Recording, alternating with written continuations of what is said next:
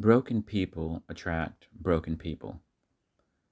And if you've been attracting a lot of toxic people into your life, including narcissists, then chances are you have your own maladaptive traits, your own core wounds. There's a certain trait that narcissists like in others. And one of their favorites are those that are high in people fixing and self sacrificial tendencies. In other words, they like people who are high in empathy, but who also feel like it's their need to fix people, to make the world a better place by trying to make other people happier, trying to fix other people's trauma, and to basically wipe out the darkness and shed light on other people. Narcissists like people who fall into this category of wanting to be the savior of others and wanting to be the savior of humanity. Because narcissists all of a sudden become that person's next project. If you're someone who feels like you need to fix others, to save others, to feel fulfilled in your own purpose in life, then of course you're going to attract a lot of narcissists, because narcissists know just how to put themselves into your life, to get you interested in them, to get you caring about them. And then once they've done that, they give you glimpses of the broken parts of them, which, as they alternate their affection towards you with the abuse, and then more intermittent affection and more abuse, as they kind of throw you into that reward abuse cycle, they will give you glimpses of the parts of them which are broken. They will allow you to see their abandoned child inside from time to time. And what that means is you will see someone who's broken. You will feel the abuse. You will feel chronically drained by the narcissist, but at the same time, you will justify away all their abuse and negative behaviors because you know there's somebody broken in there. And you make it your bigger project to fix them, because the narcissist, if there's one thing that they are experts in, they're experts at making you feel like you have the ability to save them if you just try a little bit harder. No one has the potential to save them like you do. So you take on the narcissist as your next project to feel fulfilled in life. So this term, the Saviour Empath, which is just another broken person, but in a whole different way. The person who doesn't feel fulfilled unless they're fixing other people, sacrificing themselves for other people. But of course, in this world that we live in, the majority of people who will come to you for help, who will come to you to want to be fixed, are manipulators and abusers. Because people who need help and who are not manipulative and abusive, they probably won't even come across your radar. Or maybe they have other people helping them. Or maybe they're trying to sort things out on themselves. Or maybe they don't want to be in imposition. In other words, you don't really connect. There's the natural attraction towards you and these broken people means that the ones who actually you could help, you don't really see them. You don't notice them. They don't make themselves known to you. The ones who make themselves known to you are the ones who are manipulative and toxic, and those are the ones who you end up trying to fix in your life.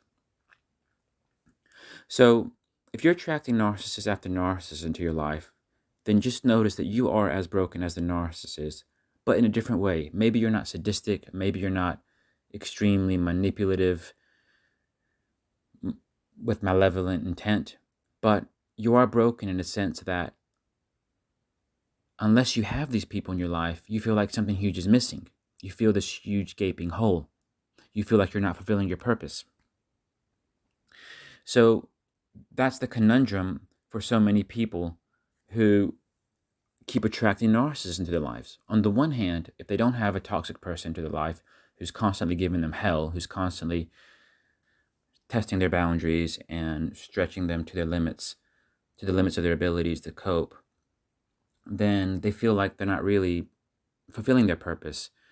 But what that means is you have certain types of people out there who are just naturally have this natural magnetic pull to abusers. And while they're not abusive in their own rights, or at least not usually, they end up becoming the enablers of the narcissist, because they're the ones that that the narcissist can feed off of, the narcissist can rely on. And these are the types of people that the narcissist, when they find, they can keep into their life for a long time. So like if you're in a new relationship with somebody and you're somebody who's high in empathy and you have these savior traits in yourself where, your heart just doesn't let you abandon people if you see they need some kind of help, then even if you've met somebody new and you've been with them for only a few weeks or months and you're already noticing all types of red flags, you might stick around for potentially decades if things last that long, because you just don't know how to say no to them. And you just don't understand that when you're dealing with certain people like narcissists, they don't want to change because it's not in their interest to change. They are self-centered, they are projectors, they are feeders. You can't change a narcissist, and if you can't change anybody for that matter, nobody can change anybody in this world. What you can do is lead by example and give advice. But when it comes to narcissists, that's on the extreme end of the spectrum of people you cannot change. But the secret is narcissists make you believe you can change them. Narcissists give you seeds of hope. And while a lot of people just wouldn't tolerate the presence of somebody's toxic because given their upbringing, they know that's a red flag and they just ignore, you have certain people in society who will hold on to those seeds of hope, who will make it their mission to change the person, even if it means giving up everything they have of value of themselves. So, unintended consequences, it's important to know what that means for you if you keep attracting narcissists, because sometimes your heart might be in the right place, you might have the right intent, but if you're trying to apply that to fix somebody who's completely toxic, what all they will do is make you believe that you can change them. They will give you hope that you can change them, and you will believe that because they know how to make you believe that. And you will feel for them, and you will want to make it a big part, if not your whole life purpose, of fixing them, which means they're getting a lifetime of supply from you. You're keeping them going through your energetic devotion towards them, and everything that you apply to fix them, you're just supplying them, giving up everything about yourself, and you're not being replenished. So you'll be a chronically drained person, a walking zombie who will end up having nothing to offer anybody. And that's the problem. People who want to fix the world usually, or fix people so badly and help people so badly to the point where they ignore red flags and attract toxic people, they end up giving their all to somebody who can't be fixed, and they have nothing left to offer the world because you're giving your all to a black hole. And so unless you realize that that's not really helping anybody, and it certainly isn't helping you, then sometimes you might be at risk of living your whole life just devoting yourself to the wrong people.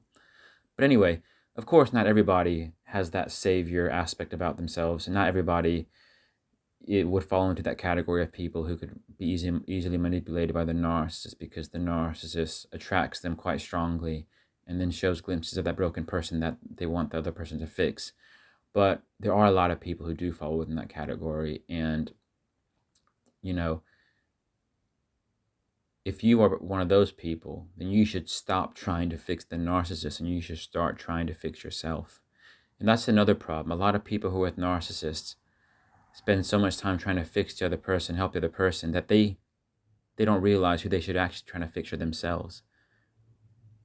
Because if you only attract toxic people and you only want to give yourself up to toxic people, then you yourself are very broken, and you should stop trying to fix the other person and then fix yourself. But then the thing is, we all know it's more difficult to fix ourselves than to fix others. That's why so many people try to fix others, because strangely enough, fixing ourselves, if we have our own issues, is that much more difficult. So these savior empaths, they're actually just running from themselves, in a sense that there's a hidden wound beneath them, which is what attracts them towards toxic people and makes them a magnet to toxic people. But they don't know how to fix that, so they just try to fix the other people, when they don't realize that they actually are their own problem. The narcissist is not the problem of somebody who's got extreme people fixing, extreme self-sacrificial traits. The narcissist is not the problem. The narcissist is just a manifestation. It's just a symptom of a broader disease, of a broader issue. That's just a symptom of it. So yeah, that can come across quite drastic, but hopefully it does resonate with some people. And if you are somebody who's been devoting years of your life to a narcissist or a toxic person, and you realize that you haven't really gotten anywhere with it, then actually this video might be just what you need to hear. But if you're somebody who's still thinking, oh, I disagree with Joe, I think I can still fix people, then, well, this might be like a bucket of cold water in your face. And I pity you, because you're just gonna be an enabler, and somebody's gonna suffer more without causing any positive impact. So it's good for us to learn how to introspect sometimes. And the first step is accepting the things we need to improve about ourselves. The second step is actually going out to do it. And a lot of people don't have it in them to accept their own shortcomings unless they know how to fix it. And because fixing it is so difficult and can take such a long time, a lot of people aren't willing to go down that path, that journey. So they just refuse to acknowledge anything's wrong with them. So yeah, I mean, it's easy for us to blame other people for our problems. It's easy for us to blame other situations, the world, and it's easy for us to blame narcissists in many instances. But matter of fact, if we keep attracting people, or if we are disproportionately affected by them, then we have our own issues that we need to fix. So I'll just leave it at that. Thanks for watching, and I hope some of you found that helpful. And if that did upset anybody, I hope you think, well, maybe there's a point there to be taken. Of course, I can't change anybody. No one can change anybody. All people can do is listen to potential advice and think, okay, what does that mean for me? Is there anything I can take away from that? And that's really it. So thank you. Bye-bye.